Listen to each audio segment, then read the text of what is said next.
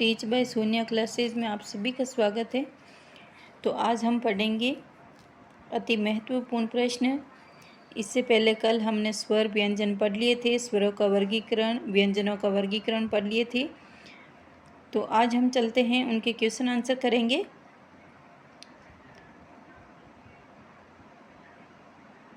तो question answer व्याख्या सहित करेंगे, तो ध्यान से पढ़िएगा, इसकी बिल्कुल भी नहीं करें, वीडियो को पूरा देखें और चैनल को अधिक से अधिक लाइक शेयर सब्सक्राइब करें ताकि आगे आने वाली वीडियो सबसे पहले आपको मिले। तो चलते हैं हम। पहला प्रश्न है, हिंदी वर्णमाला में कुल वर्ण हैं। हिंदी वर्णमाला में कुल वर्ण हैं, कितने हैं कुल वर्ण? तो कुल वर्ण हैं 44। कितने हैं? 44। व्याख्या दे रखी है इसमें, हिंदी वर्णमाला में कुल 44 वर्ण हैं, जिनमें 11 स्वर हैं, 33 व्यंजन हैं। ठीक है। सेकंड है, किसी भाषा के लिखने का ढंग कहलाता है, क्या कहलाता है? लिपि। किसी भाषा के लिखने का ढंग क्या कहलाता है? लिपि। ठीक है। नेक्स्ट है, शब्द निर्माण की सूक्ष्म इकाई है। शब्द निर्माण की सूक्ष्म इकाई है अक्षर, वाक्य, वर्ण, भाषा। तो शब्द निर्माण की सूक्ष्म इकाई है वर्ण, इसका आंसर हो जाएगा वर्ण। शब्द निर्माण की सबसे सूक्ष्म इकाई वर्ण होती है। हिंदी भाषा में वर्ण वह मूल ध्वनि है जिसका विभाजन नहीं हो सकता। वर्णों का सार्थक समूह शब्द कहलाता है। ठीक है।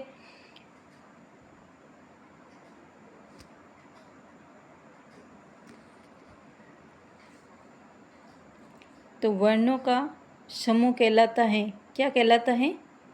लिपि, अनुस्वार, वर्णमाला, भाषा। तो वर्णों का समूह क्या कहलाता है? वर्णमाला, है ना।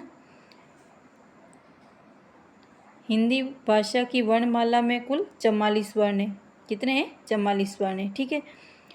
नेक्स्ट है, ए स्वर हैं। ए स्वर हैं। ए स्वर क्या है? दीर्घ, अनुस्वार, ह्रस्व, अयोग, वाह। तो ए स्वर है। ए स्वर, तो ए स्वर क्या है? ए स्वर किससे मिलकर बना है? ए और ई से मिलकर बना है। तो ये क्या होगा? दीर्घ स्वर। क्या है? दीर्घ स्वर। ठीक है। नेक्स्ट है, ई स्वर है।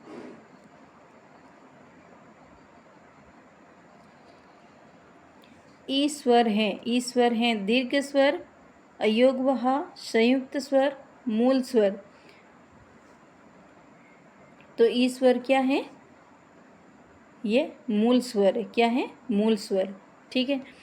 इसकी व्याख्या है, जो स्वर दूसरे स्वरों के मेल से ना बने हो उसे मूल स्वर कहते हैं। जो स्वर दूसरे स्वरों के मेल से ना बने हो उसे क्या कहते हैं? मूल स्वर। नेक्स्ट है, पे का उच्चारण स्थान है ओष्ठ, दंत, तालु, मुर्दा। तो पे का उच्चारण स्थान क्या है? उपदमान्य ओष्ठ। तो इसका पे का उच्चारण स्थान क्या है? ओष्ठ। अगर आप विस्तार से पढ़ना चाहते हो तो पीछे वीडियो दे रखे हैं, और तो वीडियो को विस्तार से देखिएगा। इसका डिस्क्रिप्शन में लिंक दे दूंगी मैं, तो विस्तार से देखिएगा। पे का उच्चारण स्थान क्या है? ओष्ठ। व्याख्या, पूरे पे वर्ग का उच्चारण स्थान ओष्ठ है। पे वर्ग में आते हैं पे, फे, वे, भे, में। सभी व्यंजन ओष्ठीय व्यंजन कहलाते हैं। नेक्स्ट है, जिनका उच्चारण स्वतंत्र रूप से किया जा सके उन्हें कहते हैं व्यंजन, भाषा, लिपि, स्वर। जिनका उच्चारण स्वतंत्र रूप से किया जा सके उन्हें क्या कहलाते हैं? तो वह कहलाते हैं स्वर। स्वर राजन्ते स्वरा, है ना। तो स्वरों में किसी की सहायता नहीं ली जाती है। स्वर क्या होते हैं? स्वतंत्र रूप से उच्चारित होते हैं। तो स्वरों के निर्बाध उच्चारण में किसी दूसरे वर्ण की सहायता नहीं लेनी पड़ती है। ठीक है। दीर्घ स्वर का उदाहरण नहीं है आ, री, ई, ओ। दीर्घ स्वर का उदाहरण नहीं है। तो री क्या है? री, तो इसका आंसर हो जाएगा री। दीर्घ स्वर ने होकर मूल स्वर है। री क्या है? दीर्घ स्वर ने होकर मूल स्वर है। ठीक है। अन्य विकल्प आ, ई, ओ दीर्घ स्वर है, ये सभी दीर्घ स्वर है और री मूल स्वर है। ठीक है। अनुस्वार का प्रयोग हुआ है आँख, भैंस, गंगा, बेट। तो अनुस्वार का प्रयोग किस में हुआ है? तो अनुस्वार का प्रयोग हुआ है गंगा में। ठीक है। गंगा शब्द में अनुस्वार प्रयुक्त है। पंचम वर्ण प्रयुक्त होने के कारण गंगा का उच्चारण करने पर हवा मुंह के साथ साथ नाक से निकलती है। गंगा का मानक रूप गंगा होगा। गंगा दोनों ही शुद्ध है। ये ऐसे लिखो चाहे ऐसे लिखो, दोनों ही शुद्ध है।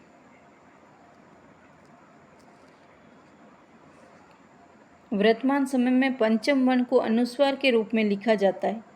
पंचम वर्ण को कैसे लिखा जाता है? अनुस्वार के रूप में लिखा जाता है। जैसे आँख, भैंस, बेट। उच्चारण में पंचम वर्ण की कोई भूमिका नहीं होती है। अतः ये न तो अनुस्वार ने होकर क्या होते हैं? अनुनासिक होते हैं। ठीक है। तो ये गंगा, ये ऐसे लिखो चाहे ऐसे लिखो, दोनों ही शुद्ध है। ठीक है। नेक्स्ट है स्वरों की संख्या होती है। स्वरों की संख्या कितनी होती है? 13, 12, 14, 11। स्वरों की संख्या कितनी होती है? तो स्वरों की संख्या होती है 11। वर्णमाला में कुल 11 स्वर है। ए, आ, ई, उ, री, ए, ऐ, ओ और औ। री स्वर का आगमन हिंदी में संस्कृत से हुआ है। तो हिंदी में मूल कुल कितने स्वर हैं? 11 हैं। ठीक है। नेक्स्ट है स्पर्श व्यंजन होते हैं। स्पर्श व्यंजन कितने होते हैं? 36, 33, 4, 25। स्पर्श व्यंजन कितने होते हैं? तो स्पर्श व्यंजन होते हैं 25। व्याख्या: हिंदी वर्णमाला में 25 व्यंजन स्पर्श व्यंजन है। के वर्ग में चे वर्ग, टे वर्ग, ते वर्ग, पे वर्ग। तो के से लेकर मैं तक ये स्पर्श व्यंजन कहलाते हैं और ये कितने होते हैं? 25 होते हैं। कितने होते हैं? 25 होते हैं। व्यंजनों की संख्या है 33, 36, 25 और 12। तो व्यंजन कितने हैं? व्यंजन है 33। ठीक है। हिंदी वर्णमाला में कुल 33 व्यंजन है और 11 स्वर है। नेक्स्ट है ज्ञ का निर्माण हुआ है। ज्ञ का निर्माण हुआ है। ज्ञ प्लस ये, जे प्लस ये, गे प्लस जे प्लस ये। तो ज्ञ का निर्माण किससे हुआ है? जे प्लस ये से। ज्ञ एक संयुक्त व्यंजन है। जे एक क्या है? संयुक्त व्यंजन है। ठीक है। नेक्स्ट है डे व्यंजन है। डे व्यंजन है ऊष्म, अंतस्थ, घोष, उत्सिप्त। तो डे क्या है? उत्सिप्त व्यंजन है। क्या है? उत्सिप्त व्यंजन है।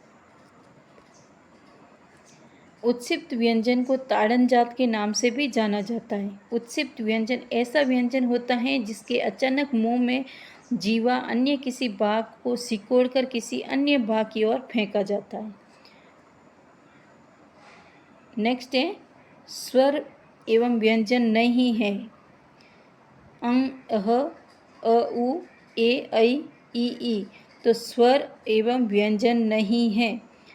तो कौन सा इसका आंसर हो जाएगा? अंग, एह।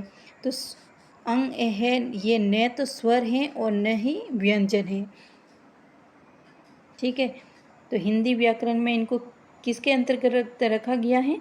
अयोग वर्ण के अंतर्गत रखा गया है। ठीक है। नेक्स्ट है नासिकीय ध्वनि नहीं है। नासिकीय ध्वनि नहीं है। क, म, न, अंग। तो नासिकीय ध्वनि कौन सी नहीं है?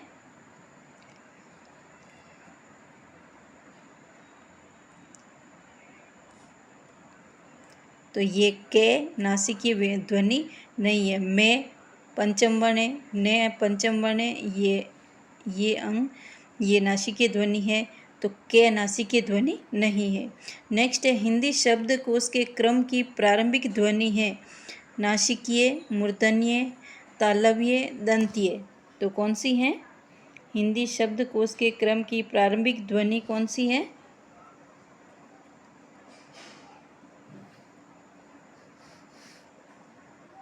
तो ये है नासिकीय ध्वनि। ठीक है, हिंदी शब्दकोश के क्रम की प्रारंभिक ध्वनि है नासिकीय। इसका आंसर हो जाएगा नासिकीय। व्याख्या: हिंदी शब्दकोश में सर्वप्रथम नासिकीय ध्वनि चंद्र बिंदु वाले शब्द, उसके बाद नासिकीय ध्वनि अनुस्वार वाले शब्द आते हैं। सर्वप्रथम कौन से शब्द आते हैं? नासिकीय ध्वनि आती है, फिर अनुस्वार वाले शब्द आते हैं।